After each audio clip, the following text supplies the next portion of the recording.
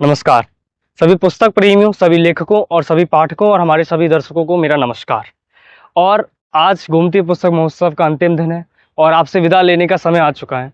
ये गोमती पुस्तक महोत्सव मेरे लिए बहुत ही महत्वपूर्ण रहा, क्योंकि आज ये गोमती पुस्तक महोत्सव खत्म हो रहा है, परंतु मेरे जीवन का एक बहुत बड़ा पड़ाव शुरू हो रहा है, क्योंकि इसी पड़ाव के साथ मैंने खुद को सोशल मीडिया पे और यूट्यूब वगैरह पे स्टार्ट किया है अपना यूट्यूब चैनल, लोगों से बातचीत करके।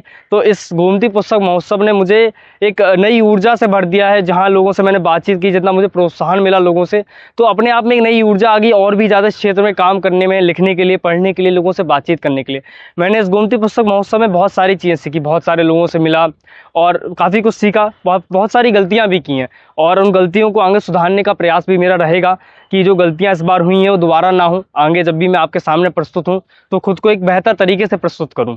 जैसे कि मुझे काफ़ी सारे जैसे लोग मिले जिन्होंने मुझे बताया कि मुझे थोड़ा अपनी जो मेरे शब्दों का उच्चारण है या उन चीज़ों को लेके मुझे काम करना चाहिए, जिस पे मैं बिल्कुल कोशिश करूँगा।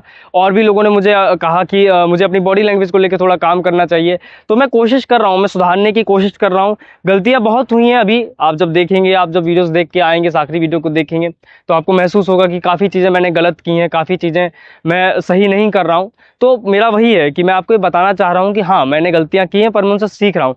और इस गोमती पुस्तक महोत्सव में काफ़ी सारी मैंने किताबें भी खरीदी, वो तो हैं ही। उन किताबों को लेके जो किताबें मैंने खरीदी उनको लेके मैं एक सेपरेट वीडियो अलग बनाऊंगा। और काफ़ी बड़े बड़े लोगों से मेरी बातचीत हुई, जैसे ललित कला अकेडमी हुआ और ललित कला अकेडमी के अलावा मेरा सदीनामा प्रकाशन से मेरी बातचीत हुई।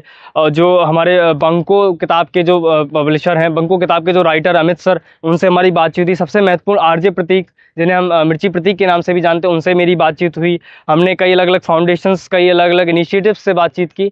बहुत कुछ हमने सीखा, जाना उनके बारे में और उनसे अपनी बातें साझा की और उनकी बातों को सुना, समझा और कोशिश की कि हमारे माध्यम के थ्रू, हमारे माध्यम से, हमारे जो चैनल के थ्रू और भी लोगों ने बात जाने, उन फाउंडेशंस के बारे में जाने, उन जो इनिशिएटिव्स के बारे में जाने और लोग किताबों के बारे में और ज़्यादा जाने।